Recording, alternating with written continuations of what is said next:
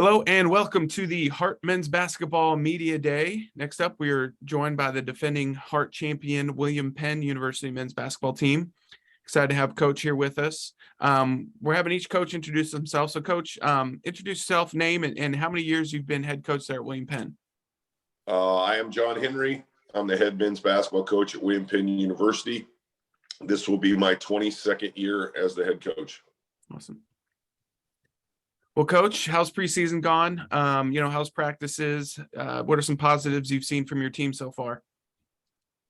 Preseason has been unpredictable. A lot of injuries. A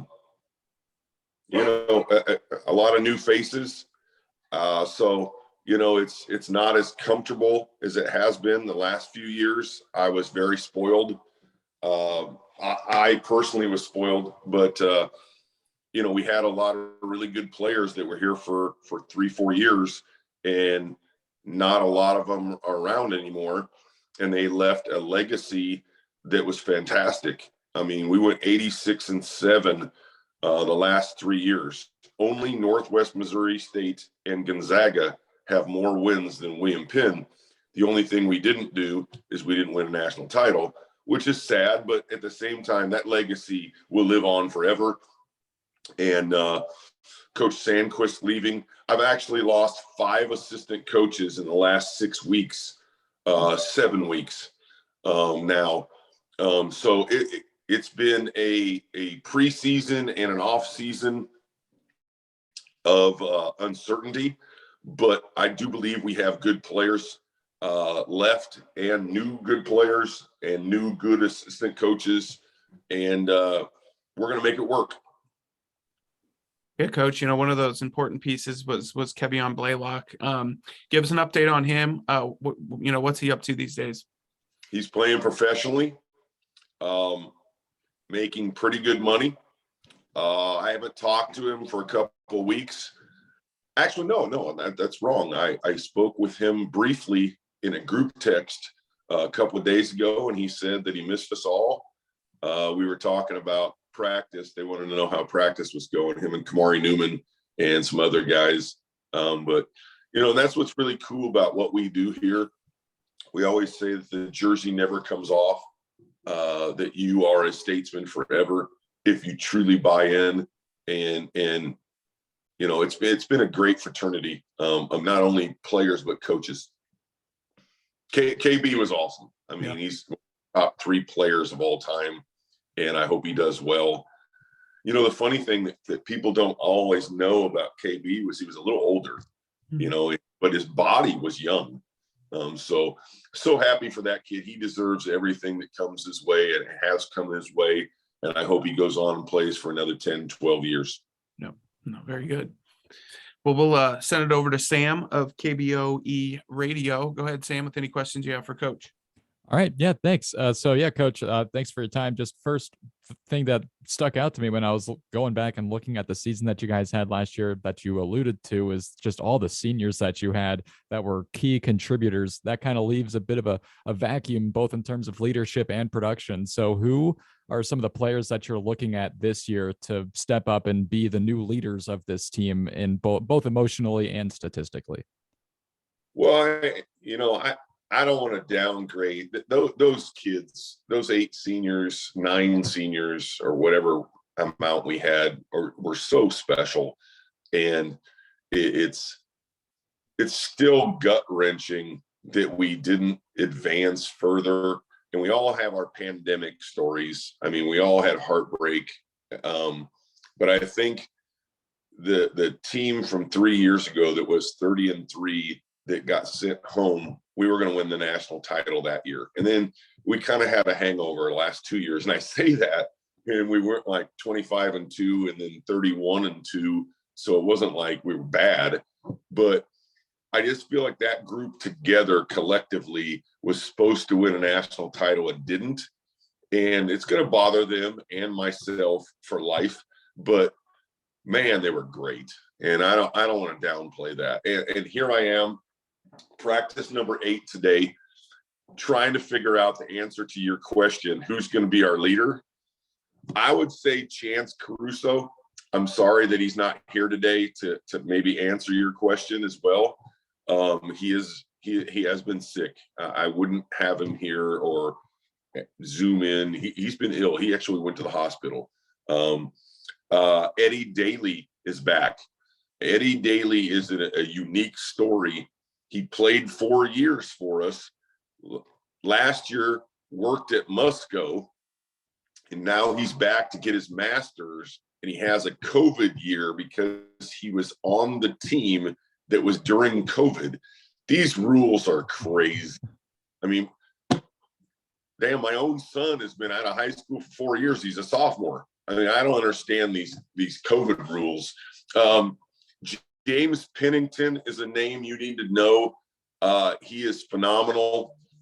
We got him as a grad transfer, and he's already scored 1,000 points in another school. He is currently harboring an injury and hasn't practiced yet. But when he does practice, he's pretty dang good. I mean, those would be the three. I'll add in our 2 Philadelphia sophomores, Munir Newton and Malik Edwards are both very good players too. You know, when you lose that many seniors, everybody thinks, oh, well, you're going to take a step back. Nah, you know, I mean, a step back, yes, maybe, but you know, we still have good players here. They were just players that didn't get to play because they had older, better players in their place. Does that make sense? For sure. Yeah, absolutely makes sense. And obviously wishing the best for Chance as he is coming back from that illness. Chance and James will both be fine. James has a minor injury and Chance just has the flu. We had him tested for COVID. He's going to be fine. And it's probably killing him that I won't let him practice. And we've got a couple other guys too, but we're going to be okay. So, Coach, when you look at the strengths of this team, obviously it's still kind of early in the process of practicing and, you know, getting ready for the season. But when you look at what you have, the talent that you have, what are you hoping is going to be the identity of the 2022 to 23 William Penn Statesman men's basketball team? Because, like you said, you're dealing with a bit of brain drain, having so many assistant coaches leaving and all the turnover on the roster too. What are you hoping is going to be the key area, the areas of play that are going to be the strongest for you? Well, we're gonna play our way like we always have, and I know you're new to KBOE, and it's nice to meet you, by the way. Yeah, sorry, I don't have a webcam here in the studio, but you know what they say about people with. To just come out here. I mean, whatever, it's cool, but our identity will be what it has been in the past. We will play fast. We're going to try and score a lot of points and have a lot of possessions. We pride ourselves on playing a style of play that not only the players enjoy, but the fans enjoy watching. And we practice that way every day. You know, everything is fast. And it wasn't always that case. Excuse me. When we switched to this type of style, it just became really fun, to be honest with you. And now we recruit players who we believe are going to fit that style and enjoy that style. We sell them on how we play. So we're gonna score some points, and we're gonna get up and down, and it's gonna seem like when you come to the games, you're gonna be like, man, this is wild. You know, there's a lot of turnovers, balls all over the place. That's how we like it. And we want dunks, threes, and no look passes, and have fun. My last kind of specific question for you, Coach, is just that I know that everybody will always say that they're not going to overlook any opponents, and I'm sure that the first game that you're looking at is obviously the first game on the schedule. But I also know that coaches, every time that I've talked to them, they always have certain games circled on their schedule. So are there any games this year that when you look at the schedule stand out to you, like I'm really looking forward to that game?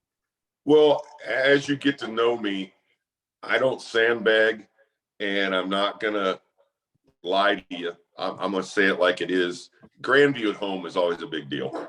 The toilet paper game, and my dog is barking, by the way. Let's see. cat or something. But Grandview at home is always a big deal. The toilet paper game is a big deal. We enjoy playing at Mid-American Nazarene on the road, just because they're a tradition. And without Rocky Lamar being there, it'll be a little different. But I'm sure that Coach Hepker will keep their tradition going. What am I supposed to say here? Because another coach is going to watch this and be angry that I didn't mention them as somebody that we're looking forward to playing. So it's the entire heart of America. That sounds so cliche, but it's just a very difficult evening every single night. Between Ryan and young Sherman and Bob at Peru, it's tough, man. Every night is such a grind. Wednesday, Saturday, Wednesday, Saturday, Wednesday, Saturday. It's tough. And we look forward to it. We look forward to the challenge, and it'll be fun. The journey will be fun. 100%. All right. Like I said, Tyler, that's all I had as far as thank you, questions. So I'll send it back to you. Thanks, Coach, for your time. Is that it? No, last question, Coach. So we're asking, to wrap up things, we're asking the same question to all coaches. What's the first thing that comes to mind when you hear Heart of America men's basketball? Difficult. I wish I had a better word for you. Competition and difficult, and great coaches, great players. You just asked me one. I'm answering that in a weird way. I just love it. I love it. I love the Heart of America.